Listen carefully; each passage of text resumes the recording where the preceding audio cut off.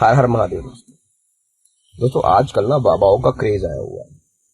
किसी को माता आ रही है, किसी के भैरव आ रहे हैं, कोई सरसों तेल में और लौंग के जोड़े और बतासे में देवता निकाल रहा है, कोई जबान बाहर करके अजीबोगरीब। मुझे समझ में नहीं आ रहा है कि लोगों का दिमाग खराब हो गया है या लोगों का बेसिक सेंस ही बिल्कुल ही खत्म हो चुका है कि उन्हें ये नहीं पता कि क्या मजाक चल रहा है।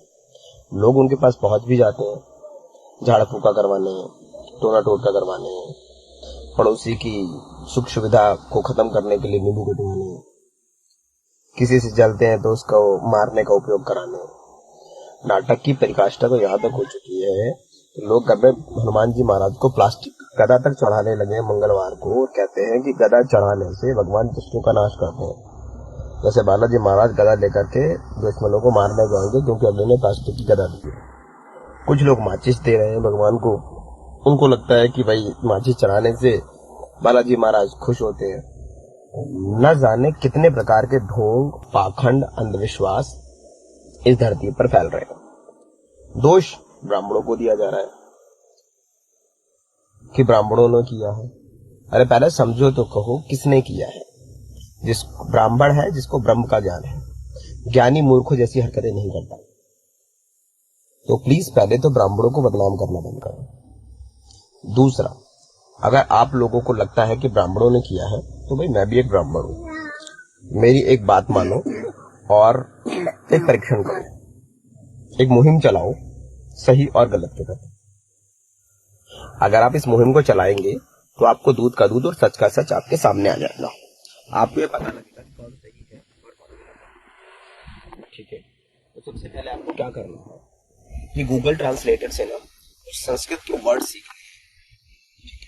या आप सीख लो कि कैसे बोलना है और क्या उनको आंसर करना है। उदाहरण देता हूं, जिस किसी भी में माँ भगवती आती है, देवता आते हैं, आपको लगता है कि नहीं इनके ऊपर शक्ति है, घुमाना शुरू कर दिया है, उठना पटना शुरू कर दिया है, तो आप उनके पास जाइए और उनसे केवल संस्कृत में ही प्रश्न कीजिए।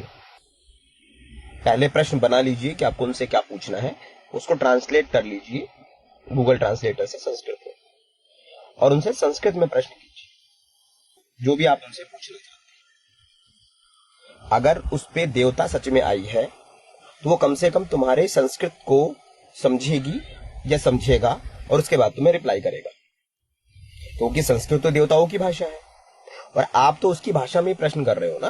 तो उसको तो बहुत ज्यादा हैप्पी होना चाहिए कि भाई कोई ऐसा बंदा आया है जो उसकी भाषा में बात कर रहा है, क्योंकि उसके ऊपर तो देवता आए हैं और संस्कृत देवताओं की भाषा है, पहली चीज। और देवताओं के लिए तो भाषा का कोई विधान ही नहीं है ना।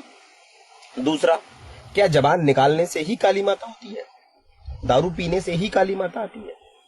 अरे जा करके पहले माँ के स्वरूप को समझिए, देवता के स्वरूप को समझिए। हम ऐसे ढोंगियों के पास जाना बंद कर देंगे जो जब उनकी दुकान बंद होने लगेगी सारी माता अपने आप शांत होगी। देखो दोस्तों, श्रद्धा, विश्वास, भक्ति अलग है, पर अंधविश्वास करना और सनातन धर्म का मजाक बनाना वो अलग है। अगर आप सच्चे सनातनी हैं तो मजाक बनना और मजाक बनाना बंद करें। ऐसे लोग आपके घर में दरार डालते हैं, इनको सच में कुछ नहीं पता, सिर्फ तुक्के मारते हैं, कुछ भी नहीं होता। आप पाखंड में फंस रहे हैं। आप सबसे हाथ जोड़ के प्रार्थना है कि आप एक छोटा सा काम कीजिए, आप उनसे संस्कृत में प्रश्न कीजिए और उनसे उम्मीद कीजिए कि वो आपके प्रश्न को समझ करके आपको वो समझाएंगे। दूसरा, किसी की तस्वीर से शहद निकलने से भक्ति प्राप्त नहीं होती। पैसे की गड्डी निकलने लगे ना तो मैं मानूंगा सच्ची चमत्कार। चमत्कार के बाद लोगों की कहानियों में अपना समय व्यर्थ ना करें। हर हर महादेव, जय श्री राम।